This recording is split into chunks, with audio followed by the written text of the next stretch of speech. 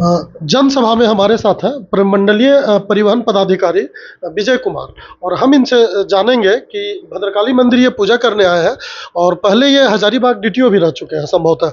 तो भद्रकाली मंदिर से इनका लगाव पुराना है और ये मंदिर आज आया है। मंदिर में क्या कुछ बदलाव आपको नजर आया? मंदिर तो माँ भगवती का बस आशीर्वाद का स्थल है। जो यहाँ आता है अपनी मनोकामना पूरी करता है। पिछली बार भी हम आए थे, आवाज़ पुनः है माँ भद्रकाली को, मतलब बस सिर्फ हम माता का से आशीष ही ले सकते हैं। 7 जिला परिवहन पदाधिकारी के रूप में अब आप यहाँ मनोनीत हो गए हैं, पिछले महीने हजारीबाग। तो अब आप परिवहन के क्षेत्र में क्या कुछ बदलाव करेंगे? सबसे महत्वपूर्ण कार्य है कि सरकार के नियमों को, जो संकल्प है, जो कानून है, उसके अनुसार से कार्रवाई करना है। परिवहन को लेकर कोई संदेश जो आम जनता, चूंकि एक्सीडेंटल जो केस है वो दिन ब दिन बढ़ते जा रहे हैं, बहुत सारे जागरूकता चलाने के बावजूद।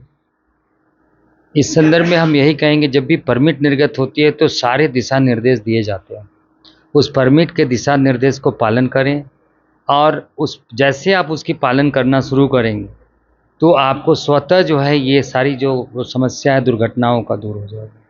एक अंतिम प्रश्न के रूप में मैं आपसे लूँगा, ये जो ट्रैक्टर मालिक, ऐसा कहा जाता है कि वो अपने यहाँ जो है ड्राइवर को वो बिना लाइसेंस के चढ़ाते हैं।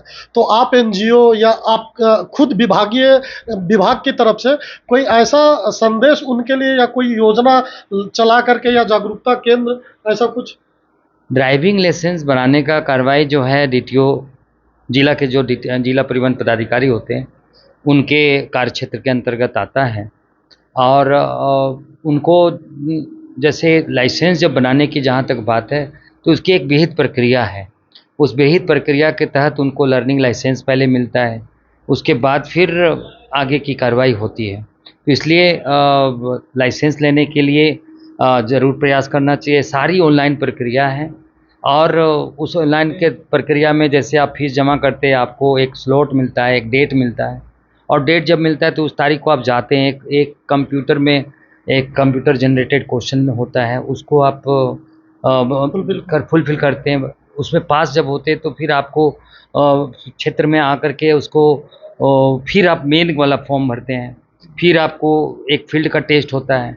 जब उसमें होता है उसके बाद फिर आप हेवी के लिए अप्लाई करते हैं, और हेवी के अप्लाई करने के लिए फिर 1 साल का डिस्टेंस दूरी चाहिए होता है, आपका एक्सपीरियंस चाहिए होता है, अगर आप नॉर्मल व्हीकल के लिए आप पहले किए हैं तो इसकी प्रक्रिया होती है। और इसमें सतत प्रयास यदि करे और अगर नियमानुसार अगर लाइसेंस ले, तो मैं विश्वास दिलाता हूँ कि दुर्घटनाएं बहुत घटेंगी। और सबसे महत्वपूर्ण होता है कि जब आपके पास अनुभव है और आपको इतना खरा खुटा करके जब आपको लाइसेंस दिया जाता है, तो सिर्फ आपकी जान नहीं बचती है, आपकी जान बचने से आपके पूरे परिवार की रक्षा सालों साल होता है, और आप अपने परिवार के लिए एक महत्वपूर्ण कड़ी बन पाते हैं। धन्यवाद। ये थे हमारे साथ प्रमंडलीय परिवहन पदाधिकारी कैमरामैन शक्ति के साथ जनसभा रविभूषण सिन्हा।